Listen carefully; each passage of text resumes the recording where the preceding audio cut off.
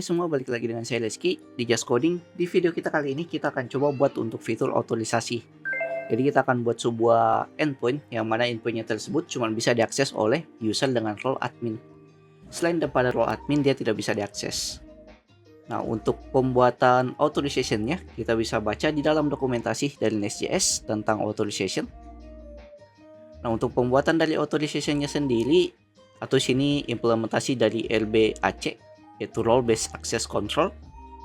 Jadi kita bisa mengatur endpoint-endpointnya, role apa saja yang bisa mengontrol atau memasuki endpoint-endpoint tersebut untuk Nest guard-nya. Nah, di sini pertama kita buat enumnya dulu. Jadi enumnya ada user dan juga admin untuk role-nya. Kemudian setelah kita buat enumnya, nah di sini kita sudah pernah buat enumnya di dalam autentifikasinya langsung. Nah, kemudian kita buat yang namanya decoratornya, yang nanti untuk pemanggilan add role di dalam controller kita nanti. Nah, ini kita bisa copy. Nah, kemudian masuk ke dalam codingan, kita buat untuk role decoratornya di dalam folder out. Sini kita buat folder decorator. Nah, di folder decoratornya kita buat file bernama roles.decorator.ts.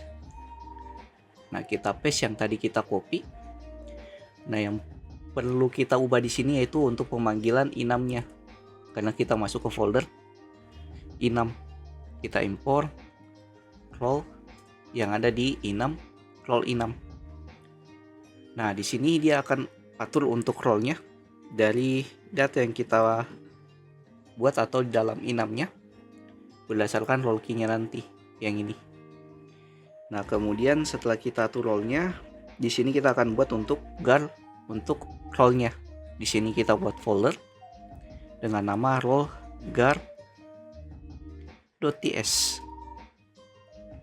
yaitu untuk guard berdasarkan role-role tertentu. Nah, ini kita bisa masuk lagi ke dalam dokumentasi di bagian bawah. Nah, di sini sudah ada untuk atur guard-nya berdasarkan role-nya. Ini kita bisa langsung copy, masuk ke dalam codingan, kita paste. Nah, kemudian kita ubah yang perlu diubah. Nah, yang perlu kita ubah di sini yaitu kita panggil dulu untuk role kita. Kita kontrol spasi saja. Nah, di sini kita panggil role enum kita. Kemudian kita panggil juga untuk role key-nya dari decorator yang kita buat tadi. Kemudian di sini saya akan ubah data yang ada di sini. Kita buat lebih spesifik. Jadi if jika usernya tidak ada atau tokennya tidak dimasukkan, atau di sini require roles, kita gunakan includes. Jadi includes-nya sendiri dia akan cek apakah role-nya ada atau tidak. Includes berdasarkan role user titik role, yaitu role dari user yang login berdasarkan request usernya nanti. Nah, kemudian kalau tidak ada, kita gunakan throw new error, throw new forbidden exception. Untuk errornya kita buat di sini access denied, yaitu kita tidak bisa masukkan endpoint yang berdasarkan role tersebut. Kemudian di sini kalau tidak ada error, kita bisa langsung return saja true. Karena di sini untuk outputnya itu harus berupa boolean, yaitu kita return true di sini. Nah, setelah itu kita coba buat sebuah endpoint baru untuk ke testing role guard-nya ini. Kita testing saja dulu di dalam endpoint out controller. Di sini kita akan buat endpoint dengan method get dengan endpointnya yaitu test contohnya. Nah, kemudian kita buat di sini fungsi get test. Kemudian untuk outputnya itu berupa object message berupa string tipe datanya.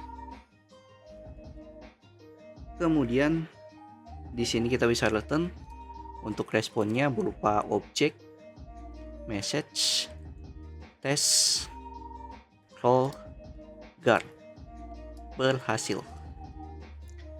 Nah, selanjutnya kita tinggal pasang untuk endpoint kita ini, yaitu guard kita tadi yang kita buat.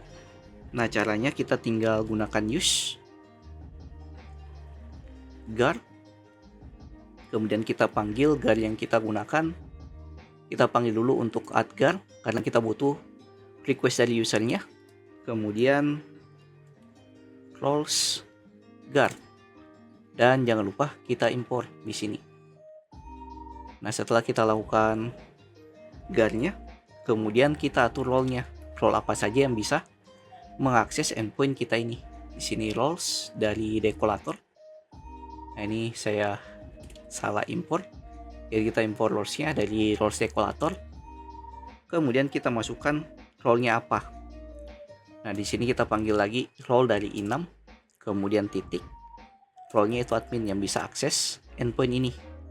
Sini juga jangan lupa kita import untuk role enum-nya. Jadi untuk endpoint yang ada di sini itu cuma bisa diakses oleh role admin, dan dia juga harus masuk tokennya karena di sini kita masukkan guard-nya.